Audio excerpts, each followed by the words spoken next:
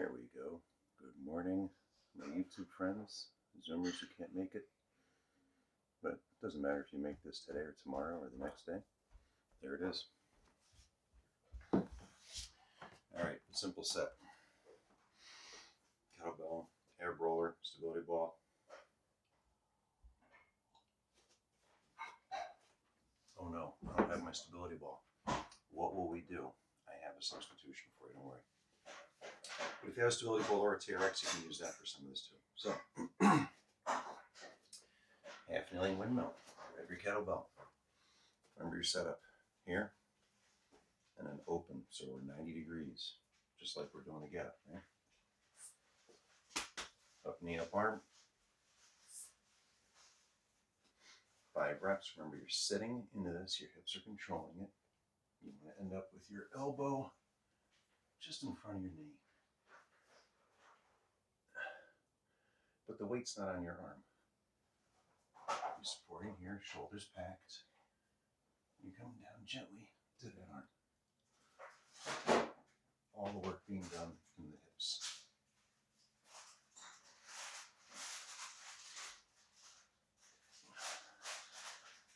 Trying something new. It's a caffeine substitute replacement. Oh, somebody we know succumbed to the Instagram ad for mud water. Interesting combination of stuff. A lot of mushrooms. Chaga, one of the ones in there I like. It's an interesting drink, cinnamon.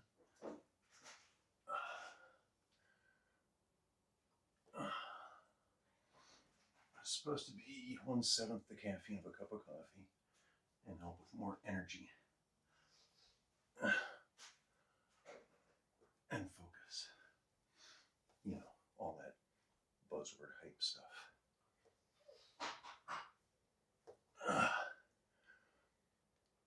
Okay, half the windmill's done. So the overhead split squat. It's a tricky one. You may want to go a little bit lighter in weight the first time. Remember, split squat, we plant our feet, and we're down and up. In this one, we're going to have a kettlebell in the arm. Now, if this presents too much difficulty, rack the bell and do the split squat there. Okay? But press it up. So the up arm and the forward leg are the same. From here, just tighten up, make sure the shoulders packed and down, and squat. Notice I'm coming up on the ball of the foot on the back. I'm also driving through the ball of the foot to come up. So I'm pushing here and here. Just doing 5 a side.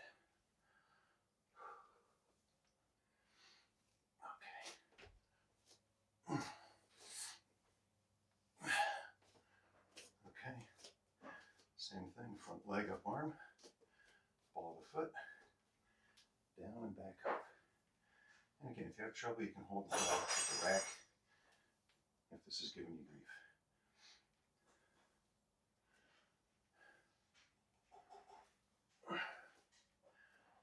It should be messing with your balance a little bit. And you may notice one side trickier than the other. That's normal. You hear that from me all the time, right? All right, single get up each side. No windmill necessary.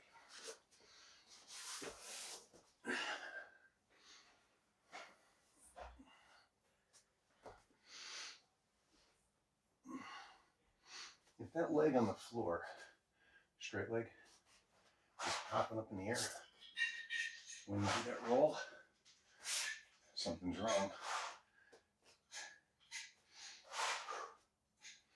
It should not leave the floor.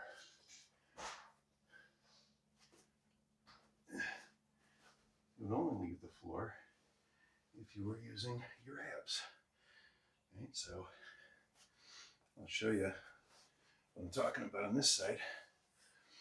So if you're having this problem, a couple of cures. And so a lot of times you get here, and it's like, oh, that's no good. First, think about pulling back on the toes, pushing the heel into the floor or into the wall. Second, remember you're rolling.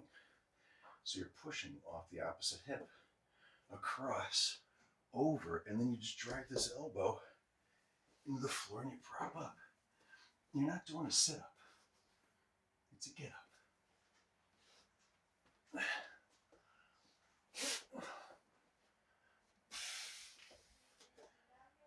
Little pause at the top. Little stretch in that shoulder. Don't rush this.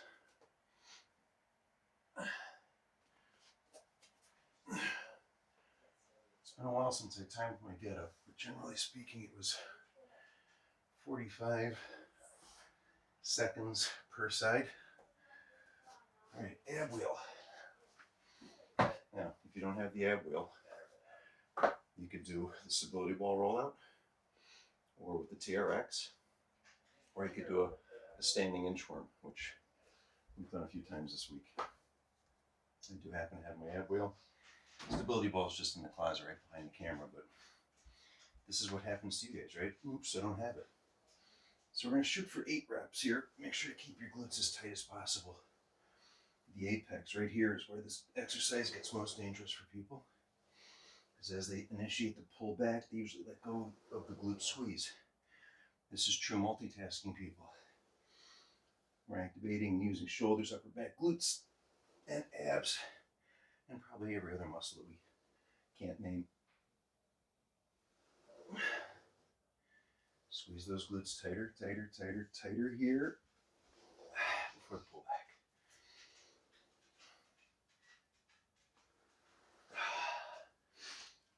back. Somebody did 5 of these the other day for the first time in, probably a year, just on the stability ball. Argued they wanted to use the wheel. I said no. Now, the knee tuck. Remember when we get here and do this action on the ball. So I'm going to show you a proper mountain climber. Scott, if you're watching, this is what I was talking about the other day. So mountain climber starts from a push-up position. It's a slow, controlled exercise. Knee comes up, touches the elbow or the forearm, and is placed back. This is a sprinter, different exercise. This is more about your abs. We can do crossbody mountain climbers. So if you don't have your stability ball, this is an option.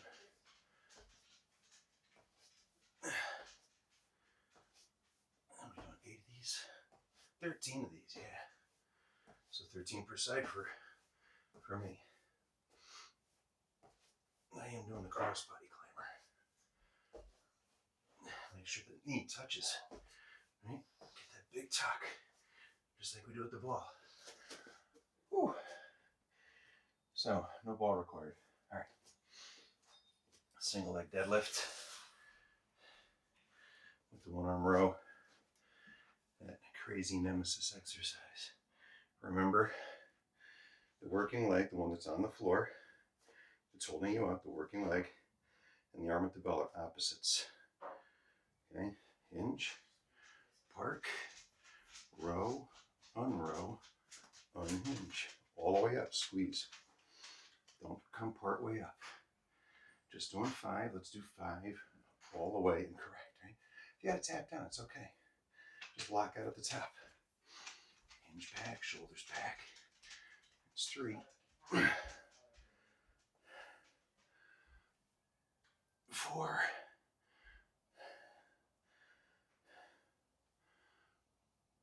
And 5. Oh, okay. Almost lost that last rep. Well, technically I did. Here we go. Nice deep hinge. Remember, it's not about getting the belt to the floor.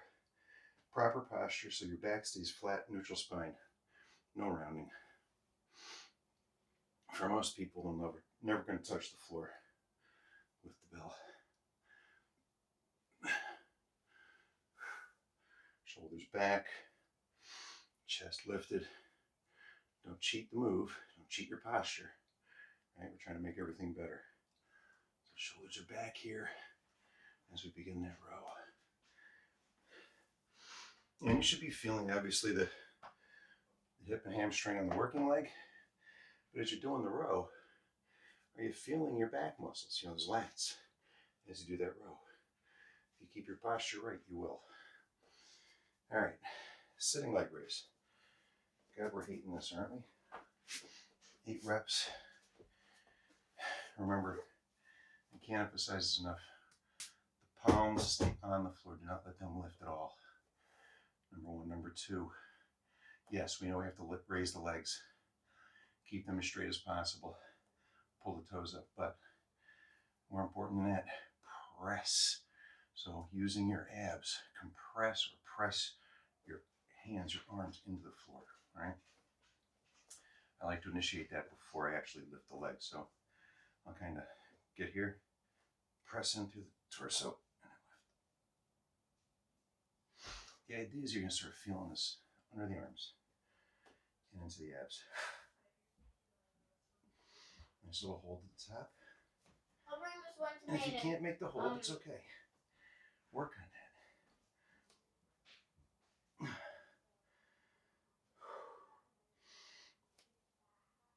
These are tough. Straight bridges next. I think that was 5. Woo. 6. Press right into the floor.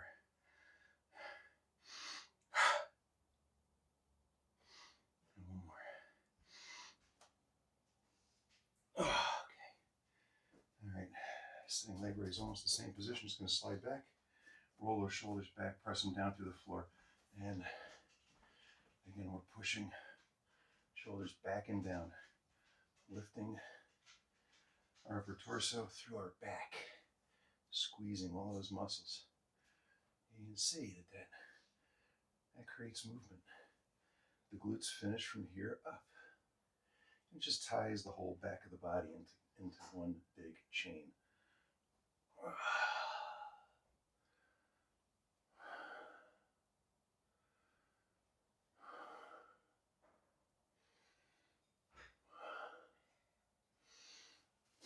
Okay, if you did the workout for Monday, you may have been feeling your arms a little bit yesterday. It was probably from the straight bridge holds. It wasn't that we did a lot of push-ups. So try 1 or 2 more rounds of this and have a great Wednesday. See you Friday.